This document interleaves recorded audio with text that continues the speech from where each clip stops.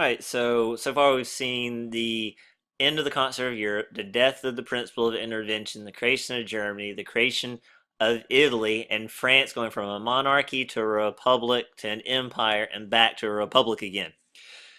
Now to Austria. Now remember, Austria is a multinational state, right? You had, of course, Austrians, but you had Germans and Czechs and Poles and Slovaks and Hungarians. And now that there's no more intervention, no one's going to help them maintain their empire anymore.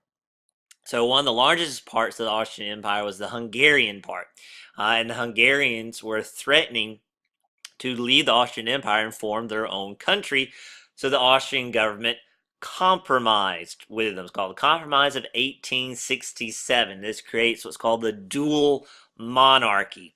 Right? So you'll have one ruler, right? But the empire now has two main parts, the Austrian part and the Hungarian part. Now that one ruler will be the ruler of both, right? That's why it's called dual monarchy, right? That one ruler, he's going to be ruling both parts of the empire at the same time, right? And it's now called the Austrian-Hungarian Empire, right? So they share the same monarch, they share the same nationalist military, they share the same foreign policy, and they share the same financial system like taxation and budget. But each part, the Austrian part and the Hungarian part, will have its own capital. Each part will have its own constitution. Each part will have its own legislature, and each part will have its own bureaucracy. So in day-to-day affairs, Hungary runs itself. If it only affects Hungary, it's a Hungarian decision. Right? Now, if it affects the whole empire, that's something they share, like the military, like foreign policy. And this was a way for Austria to maintain its empire, but it's also a sign of weakness that Hungary can make this threat to leave and then they cave in.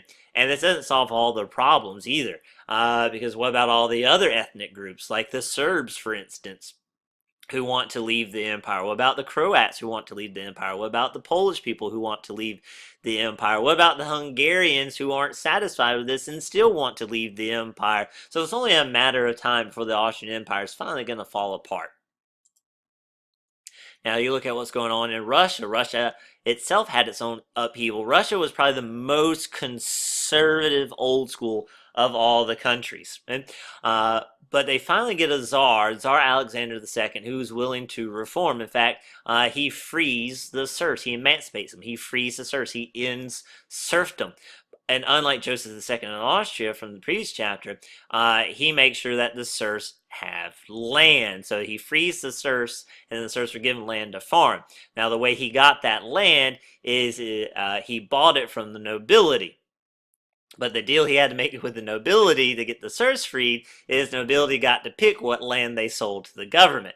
And of course, the nobility sold their worst land, basically, right? So what you have is the Russian government buys this pretty bad land from the nobility and gives it to the serfs, but the serfs have to pay the government back for the land, but the serfs are struggling to pay the government back because it's really hard to grow crops because the land is really bad, right? And so the Tsar has not really made anyone happy, and eventually the Tsar is actually assassinated by radical liberals. Right? And so when Tsar Alexander II's son, Nicholas II, comes to the throne, there's this huge conservative backlash. Tsar Nicholas II will not trust the liberals because the liberals had his father assassinated, and he goes completely old school. He completely renounces the idea of having a constitutional monarchy. He renounces the idea of having a legislative assembly.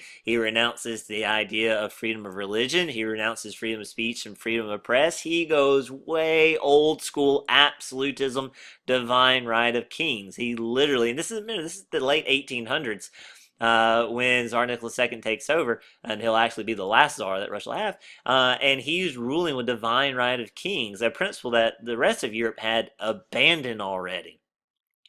Now, if you shift gears and look over here at us, leave Europe for a bit, the 1800s was a chaotic time for the United States as well, because as America grew larger and larger, new states were created. The debate was, okay, would those states be free states or slave states? So the issue of slavery becomes a hot topic. Right? And so, because of slavery and the movement to end it, abolitionism, combined with the election of Lincoln, that's going to lead to the Southern states seceding or leaving the Union and forming the Confederacy. The Southern states were afraid that Lincoln was going to end slavery, even though he promised not to end slavery. They didn't trust him. They left the Union. They left the United States. The federal government said, you can't leave the United States. Once you're in it, you're in it. And thus begins the Civil War, which of course the South loses. They rejoin the Union, the United States of America, and slavery is ended. And now Britain stays relatively stable. I mean, there were a few riots here and there, but compared to France, for instance, Britain stays relatively stable. So how did they do that? Why are they exception to the rule? One is they gradually increased the voting rights. Right? That was one less reason to rebel. They get they give the upper middle class the right to vote, then they give the middle class to vote, then they give the lower middle class the right to vote. And the more people that have the right to vote, that's less people to rebel. There's less reason to rebel. Plus, they have a really strong economy, and money covers a multitude of sins and problems. As long as the economy is really strong, people are willing to put up with a little bit more. They also had a very stable monarch in Queen Victoria. At that point, she was the longest ruling monarch Britain ever had. So the government was very, very stable. So they were able to avoid those revolutions.